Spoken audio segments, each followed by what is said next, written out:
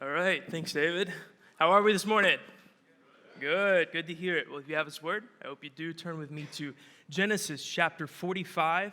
We'll be going from the middle of 45 all the way through 47. So for the next 3 hours, I'm excited to be with you. Just kidding. Well, if I haven't met you, my name is Cameron. I'm one of the pastors here. Excited to be with you all this morning. So Genesis 45, we'll be starting in verse 16. I thought about this week as I was taking a look at this passage and considering, it was all that God has showed us here. I thought of an experience that I got to have. I think it was sometime towards the beginning of last year. As many of you might know, my wife Meredith and I and my son Benjamin, we just moved here to Cincinnati from Washington, D.C.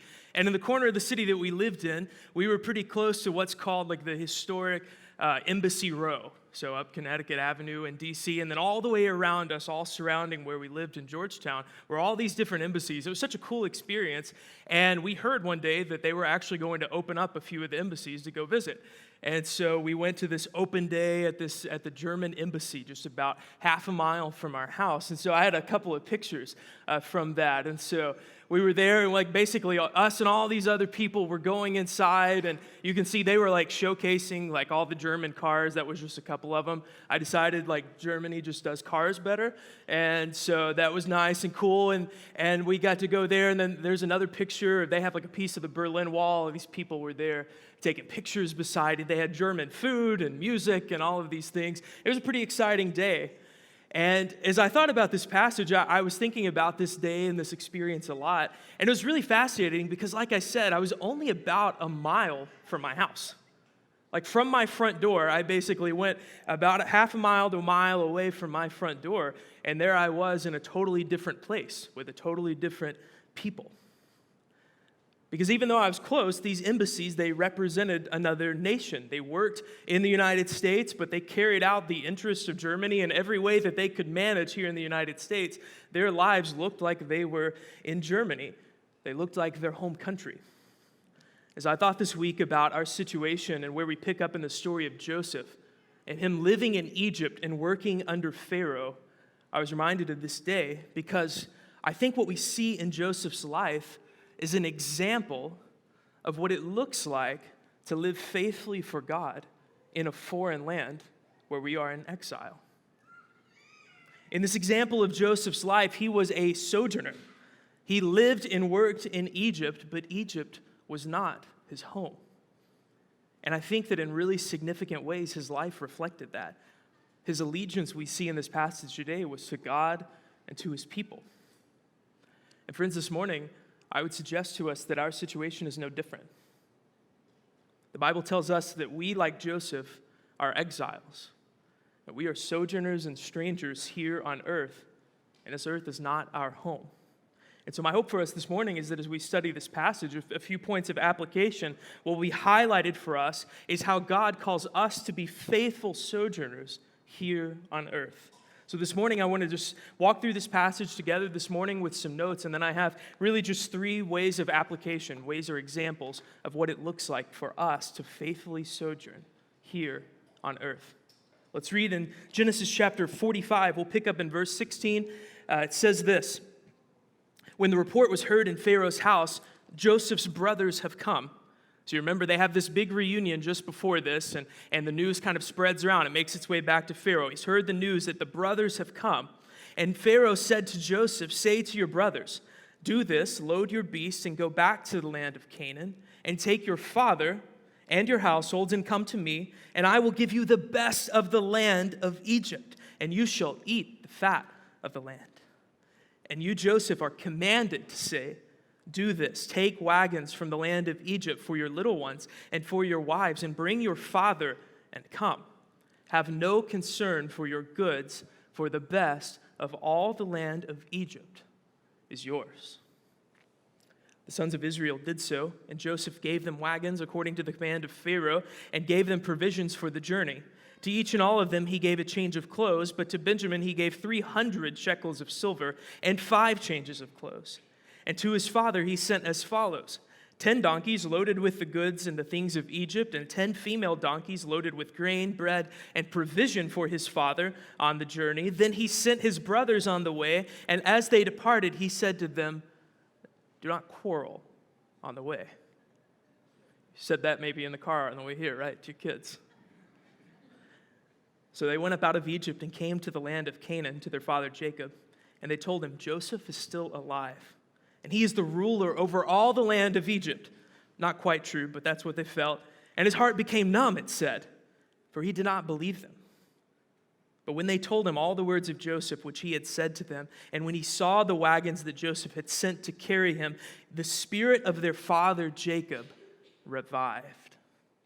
And Israel said, it is enough. Joseph, my son, is still alive. I will go see him before I die. It's interesting that here in this passage, it's actually under Pharaoh's command that they go back and pick up their father and everybody in their house and bring their family back to Egypt. That's Pharaoh's direction and command of Joseph. And he's very generous with this, right? In both verse 18 and verse 20, we see this repeated idea that Pharaoh says, the best of the land is going to be here waiting on you, so pack light. Pack light, because you don't need to bring anything with you. Don't worry about what you have. I'll have everything for you as you go, and there will be things waiting for you here as you come, so pack light. I think that shows us a couple things, doesn't it?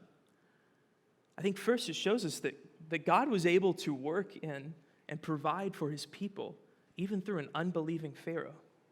Pharaoh didn't know him. Pharaoh was not a God-fearer. But God was able to work and provide for his people through them. But secondly, I think it shows us that Joseph must have really made a mark on Pharaoh. That not only was he willing to raise him to a position of prominence, remember, this was a prisoner, not a few years before. Not only was he raised to a position of prominence, but Pharaoh was willing to care for the whole of his family. So Joseph does as Pharaoh commands. He sends them on their way back to Egypt and everything that they could need, with everything they could need and more. And as one writer says, it just serves as a reminder of how comprehensively he had covered and forgiven all the wrong that was done to him.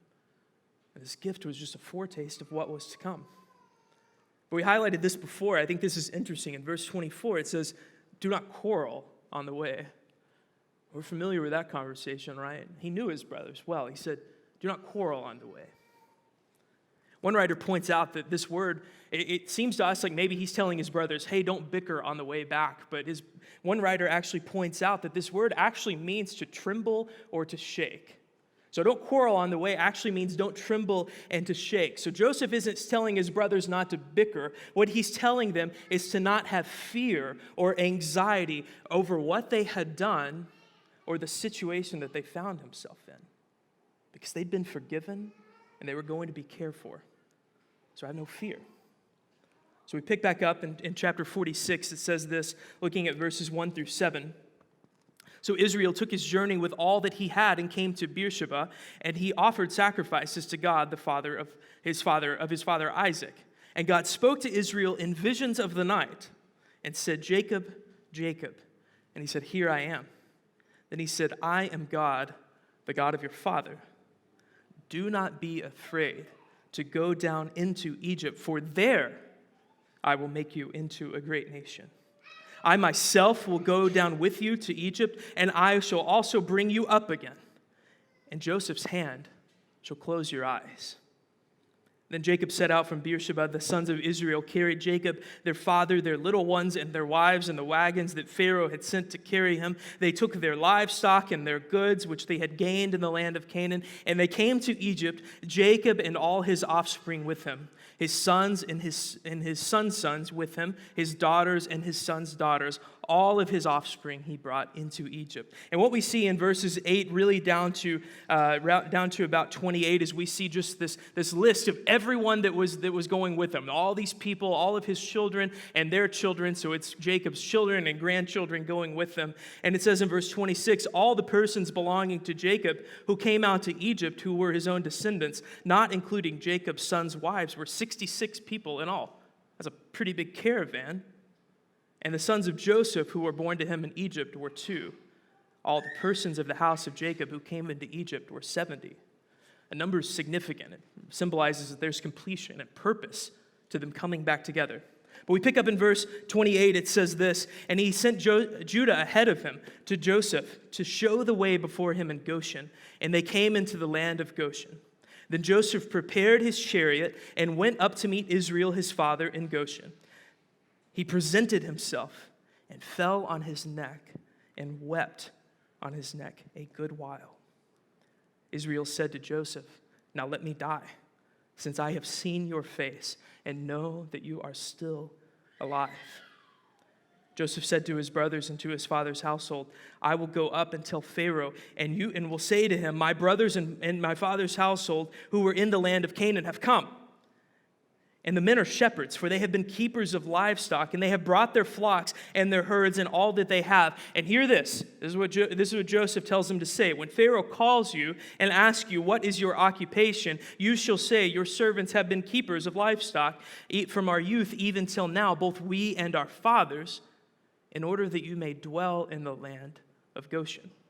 For every shepherd is an abomination to the Egyptians." That's interesting. Hold on to that. Looking at the first 12 verses of 47, it says, "So Joseph went in and told Pharaoh, 'My father and my brothers with their flocks and herds and all that they possess have come to the land of Canaan. They are now in the land of Goshen.'" So here's the setup. Joseph said, this is what's going to happen. We're going to get to Pharaoh. You're going to say this. He's going to ask you this, and this will be your response. And so that's exactly what's happening here. In verse 3, Pharaoh said to his brothers, just as planned, "What is your occupation?" And they said to Pharaoh, "Your servants are shepherds, as our fathers were." They said to Pharaoh, "We have come to sojourn in the land, for there is no pasture for your servants' flock, for this famine is severe in the land of Canaan. And now please let your servants dwell in the land of Goshen." And Pharaoh said to Joseph, "Your father and your brothers have come to you. The land of Egypt is before you. Settle your father and your brothers in the best of the land.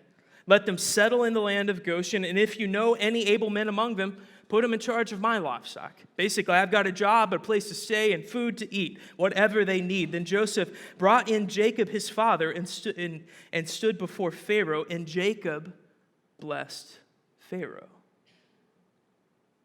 And Pharaoh said to Jacob, "How many are the days of your life?" And Jacob said to Pharaoh, The years of my sojourning are 130 years.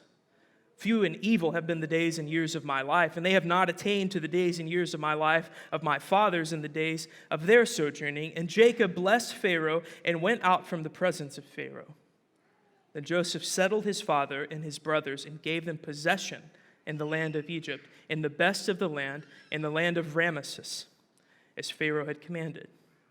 And Joseph provided his father, his brothers, and his father's household with food according to the number of their dependents.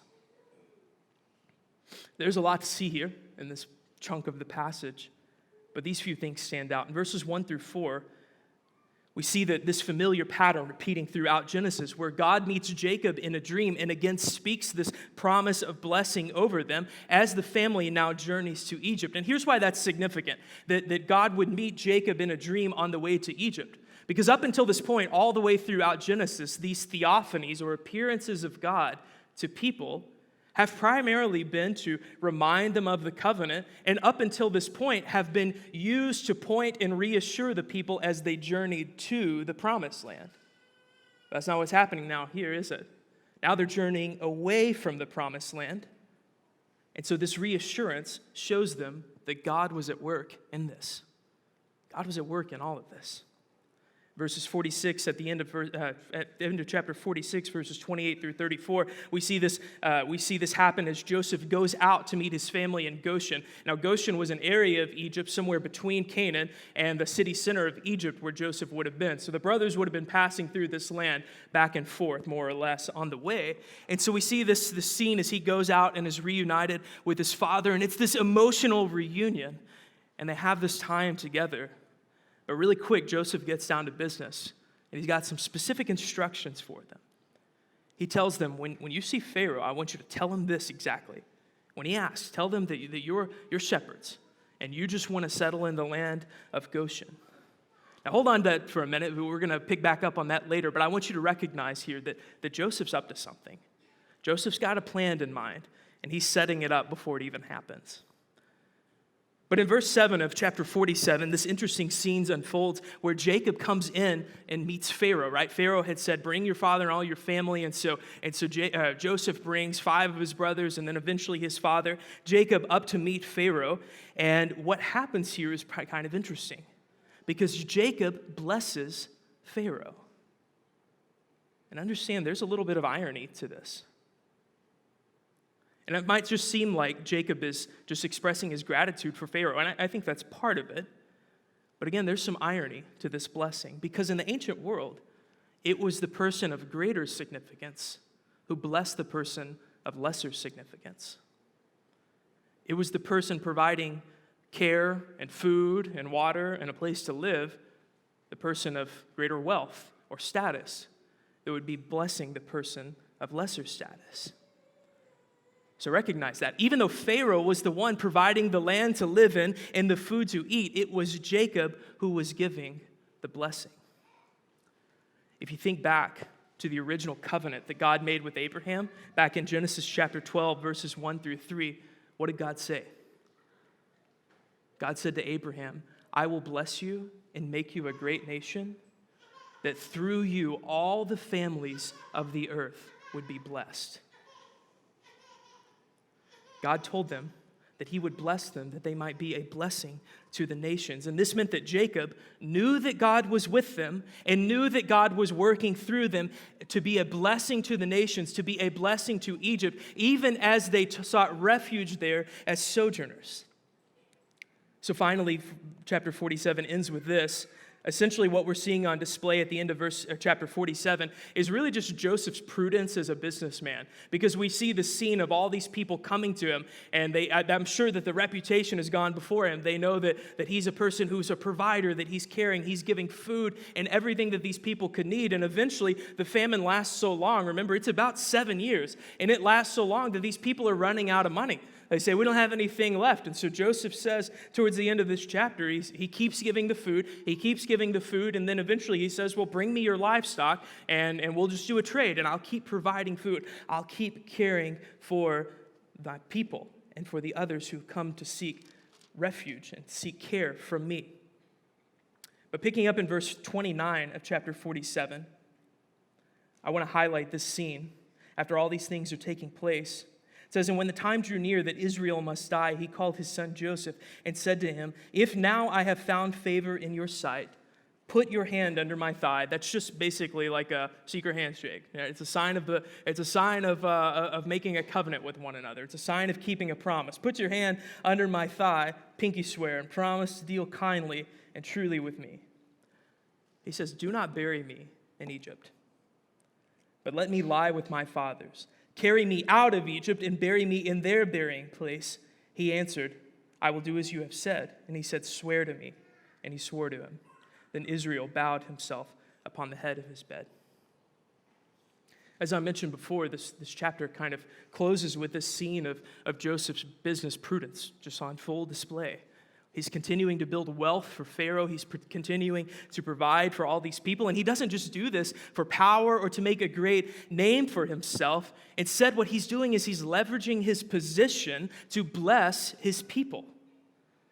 Joseph used this opportunity that God had given him as a blessing from God, that he might be a blessing to others. But Egypt wasn't the final destination for them. And I think Jacob reminds his son of that. He points his son back to what God was ultimately doing, because at the end of chapter 47, Jacob makes this oath. He says, bring me out of Egypt and go bury me back in the promised land, back in the land of Canaan where my fathers are buried. And that's significant for a couple of reasons, but primarily what it does is it highlights for Jacob and Joseph and the rest of the Israelites that Egypt wasn't home. That wasn't the destination. That wasn't where they belonged. They could serve God, they could live lives, they could build businesses, they could flourish, they could be a blessing to others. God could use them while they were in exile, but at the end of the day, they were just that, exiles and sojourners passing through.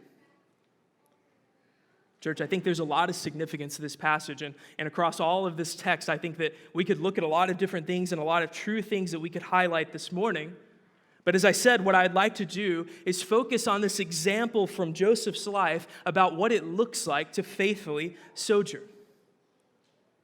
Because in a sense, we too find ourselves called to live for God among the Egyptians. The Bible tells us that just as the people of God were here spiritually in exile, living among a people in a foreign land, we too spiritually are living as strangers here on earth.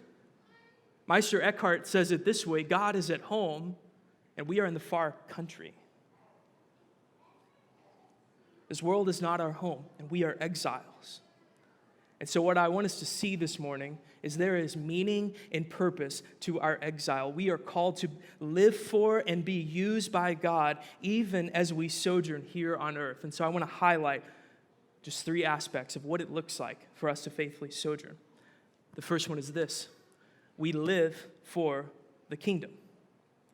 As faithful sojourners, we live for the kingdom. And I think what we see in Joseph's life is really a model of what it looks like to live faithfully for God while we are in exile. Because as sojourners, we live in earthly kingdoms, but we are called to live for the kingdom of God. And what that means for you and me is that we have the difficult task of living between 2 worlds. We live between 2 worlds, and that's not easy, is it? As Christians, our relationship to the world is tricky. It's complex. It's not as simple as just being fully at home here in the world or fully detaching from the world because we live here, but we're called to something else.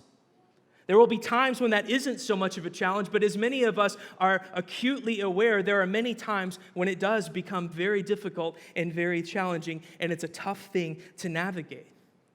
And this was the experience, I think, of the Israelites living in Egypt, right? Because in this season of their life, they were going to Egypt to seek refuge, to get food and to have a place to live. And this Pharaoh was generous and kind to them and blessed them. But it says in Exodus 1:8 that Pharaoh died, and the very next Pharaoh that took over, that was the leader of the land of Egypt, did not know Joseph.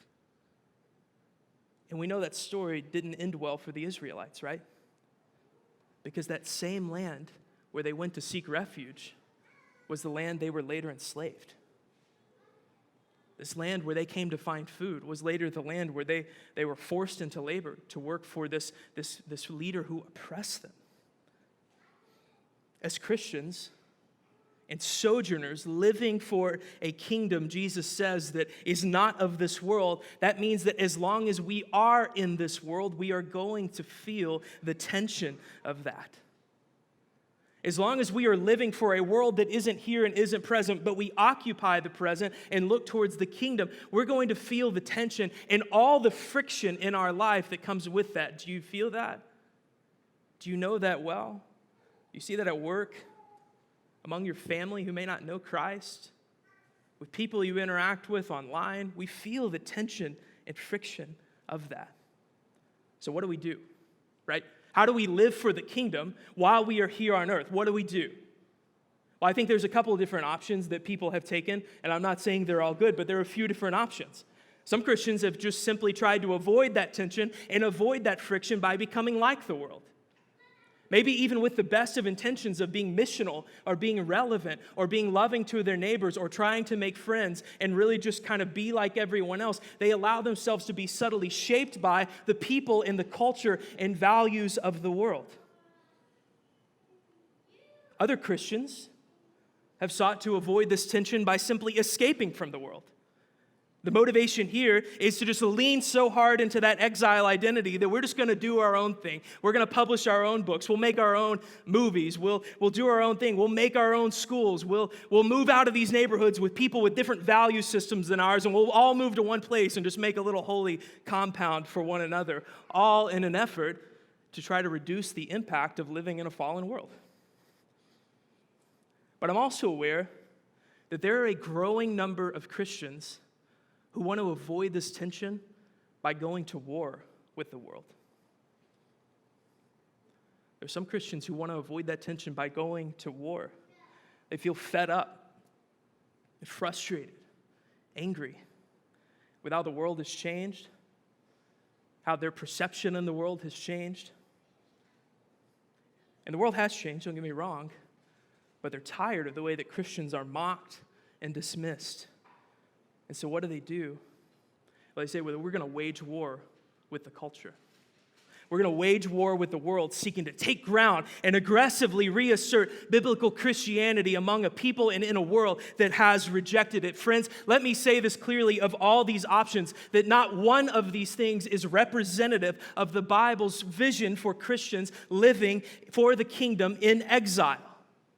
Instead of becoming like the world, Titus 2:12 calls us to live upright and godly lives in the present age. Furthermore, we can't just withdraw from the world because there is purpose to our exile, that through us the nations of the world would be blessed. And where in the Bible do we see a call to wage war with the world? It's nowhere. Where are we called to fight the culture in that way? We are exiles living in a foreign land. What else should we expect? So how do we do it then? How do we live for the kingdom faithfully as sojourners?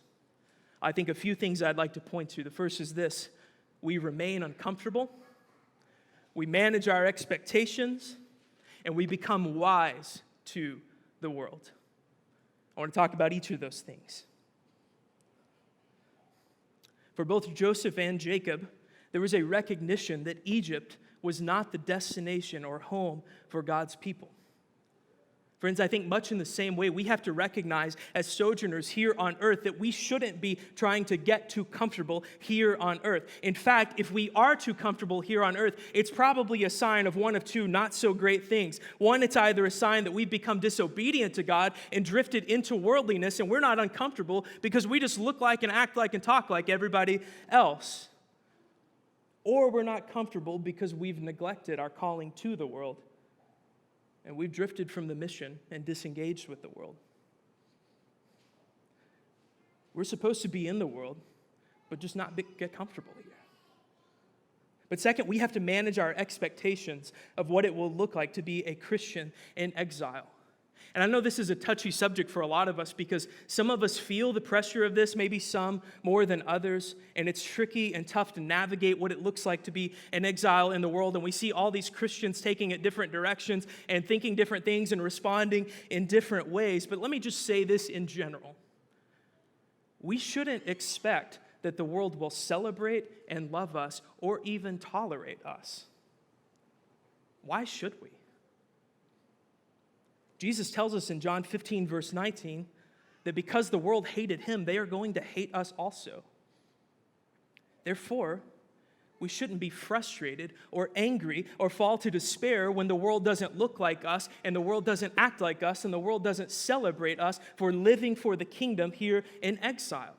What we live for runs completely counter to the world. And that doesn't mean we respond by being combative or angry or waging war with the world. It simply means that we recognize that's my position, and Jesus, you told me that's my expectation for what it means to live for you in the fallen world, and I'm going to live with that tension. But finally, something else we see from the example of this passage, in order to faithfully live for the kingdom as sojourners, we have to become wise to the world. And we see this very clearly, like I said, in the example of Joseph, because we see this promise repeated a couple times, starting in chapter 45, 18, and 20, and then later, once the family actually arrives, that Pharaoh was offering the best of all the land for the people. He was saying, hey, bring them here, and they can have whatever they want, whatever jobs they want, wherever they want to live, however they want to mix it up with us, they are welcome here. But even though Pharaoh offered the best of the land, Joseph chose to settle his family in the margins of Egypt and Goshen. You see, Goshen was a place very far away from the city center. Now, there were Egyptians there, and Egyptian culture pervaded that place.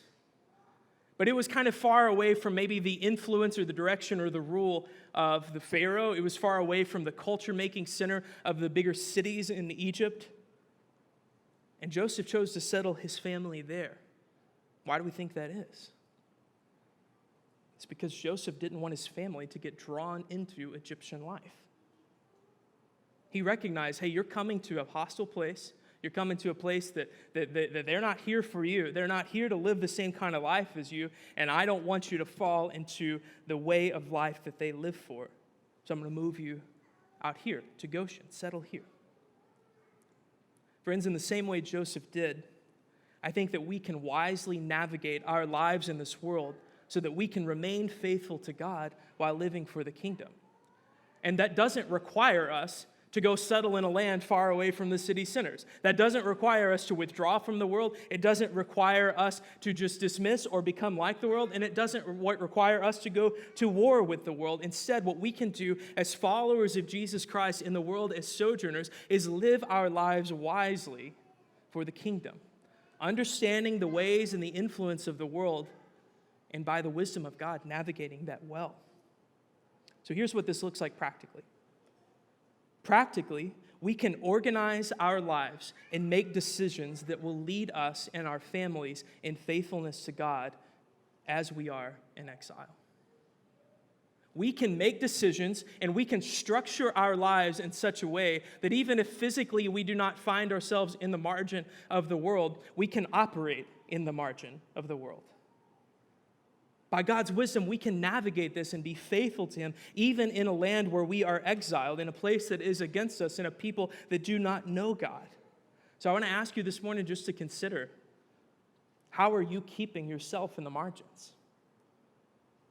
All of us in some way are going to be present in the world. So what are you doing right now in your life to keep yourself in the margins? Where are you curbing some of your participation? Where are you setting yourself apart? Where are you making decisions that impact yourself and your family? How are you keeping your children in the margins? We can think wisely about how to operate in this life without hitting the nuclear option and just trying to leave. So God is calling us to live faithfully for the kingdom in exile. So how are we doing that? Second aspect is this: to be faithful to God while we sojourn, we have to care for our fellow sojourners. I think what we see in the example of Joseph is him using his position of authority and just his position and the favor that he had with Pharaoh to provide security and care for his people, both physically and spiritually. And I think this model for us, the way that Joseph used his leverage that he had in Egypt to look after and meet the needs of God's people, is an incredible example for us in how we ought to care for one another. And there's a couple things I think that we can see from this. First is that in this world, while we are in exile, we need to be a spiritual support system for one another. We can't be operating in this life alone. In this passage, it's Joseph's wisdom that keeps his family from being drawn into the Egyptian way of life. He sets them up in Goshen away from what might lead them astray. And I think this is an incredible example for what it looks like for us to guard one another's faith in a hostile world. Exile is not easy. It's a lot harder when we try to do it alone. But God has given us the gift of His church, our fellow sojourners, the people that we walk with, to encourage us and strengthen us and keep us. Hebrews 3:12-13 says, "See to it, brothers, that none of you has a wicked, unbelieving heart that turns away from the living God, but exhort one another every day, as long as it is called today, that none of you may be hardened by the deceitfulness of sin." 1 Thessalonians 5:11 says, "Encourage one another and build one another up." Romans 14:9 says, "Pursue the things which make for peace and build up one another." This is our call. Friends, it's our responsibility to care for one another spiritually. John Piper, I've heard him say it this way, that faith is a community project. This is something that we are called to together. So I just ask you to consider this morning, as we are in exile in this world that is maybe hostile to us and difficult on us for different reasons, how are you meaningfully participating in the lives and faith of fellow believers? Are you at all? But secondly, I think this passage gives us an example of what it looks like to meet one another's needs physically. We have to meet one another's needs like family. This calling to one another that's in the Bible and evidenced here in this passage speaks to practical needs also. Romans 12:13 says, "Contribute to the needs of the saints and seek to show hospitality." As fellow sojourners and members of Christ's church, we should be the type of community that truly cares for one another. And the way that we love one another should be so evident in how that is seen in the world. Because when it's family, right, you have no problem asking of or giving to liberally. That's the way we operate as family. So friends, I'd ask you, just self-analyze your own life and self-analyze our church as well, and ask yourself, are we the type of family that meets one another's needs physically?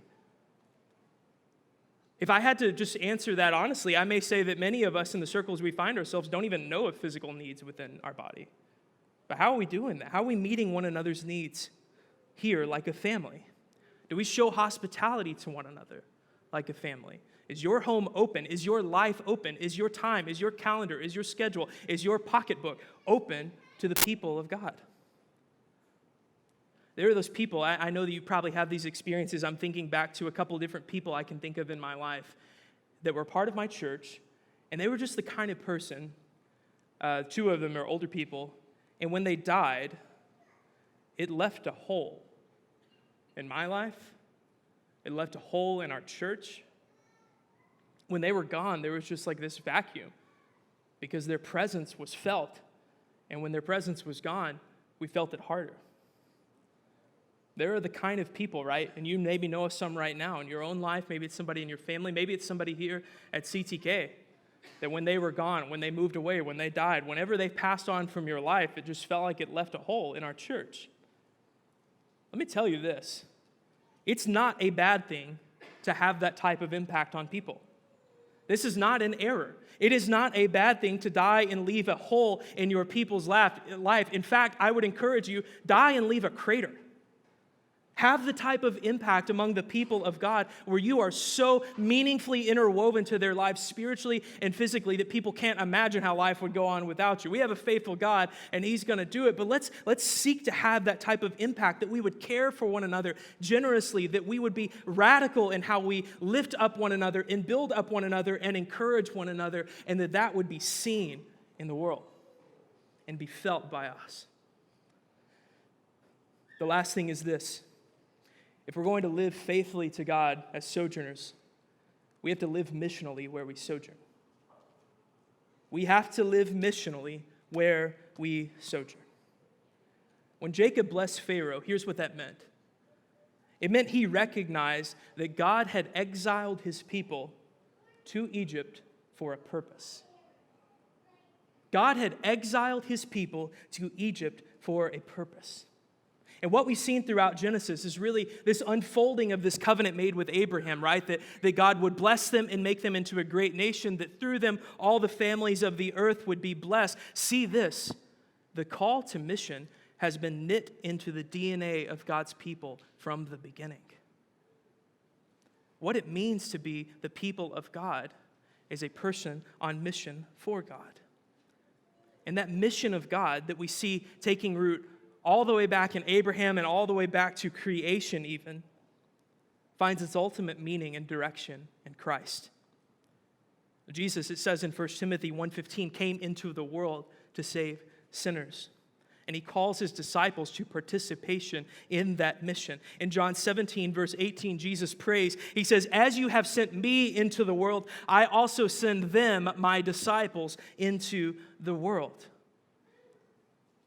To be a follower of Christ, to be a Christian, is to be a participant in what God is doing here on earth. When Jesus commissions his disciples in Matthew 28, that call to be a blessing to the nation becomes a call to make disciples of all nations. What that means is that just as it was for Joseph and the Israelites sojourning in Egypt, God has a purpose for our exile.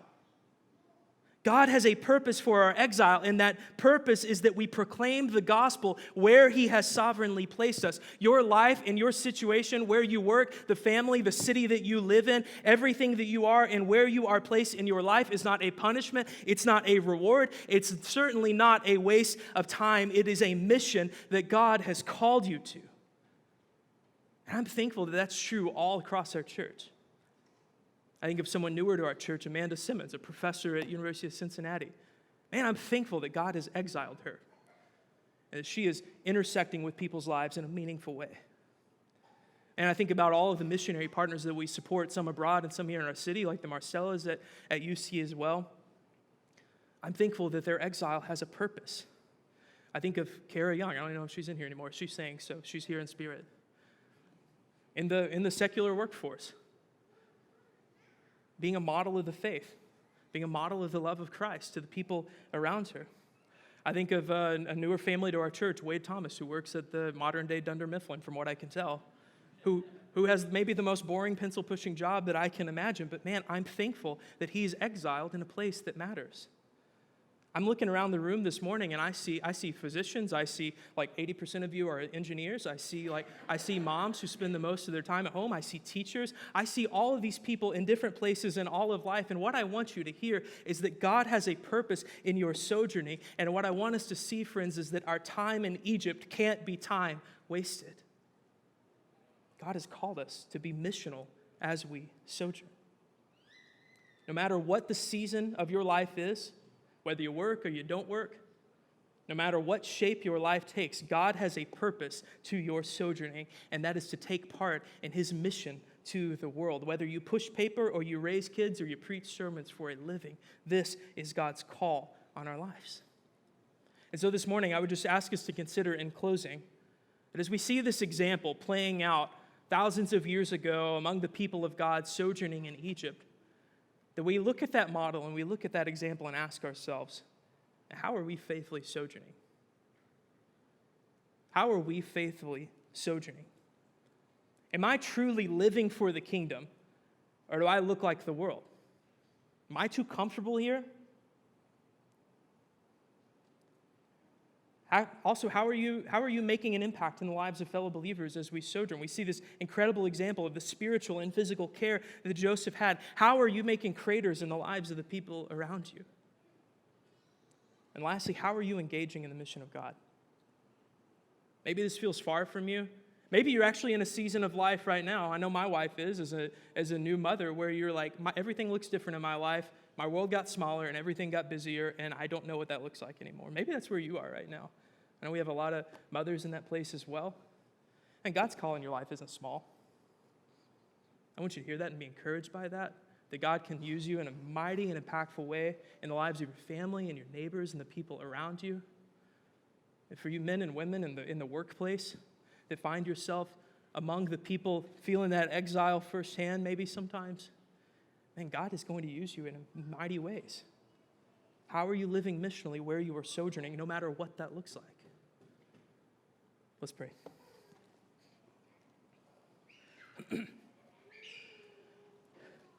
Father, we thank you that as you send us out as disciples to all the nations, people who have been changed by you, who have been brought into your family as fellow sons and daughters and friends.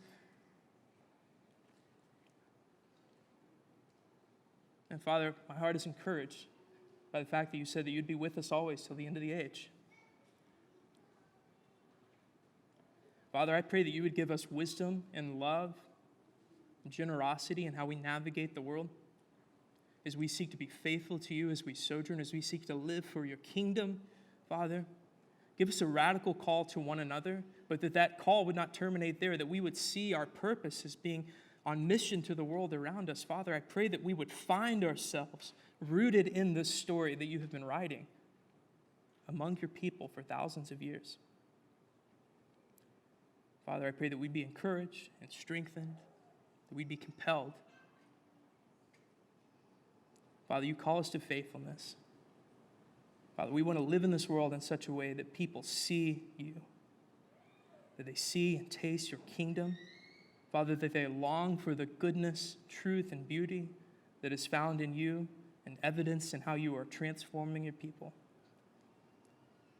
Father, exile us for a time, but Father, draw our hearts and minds and affections always towards the kingdom.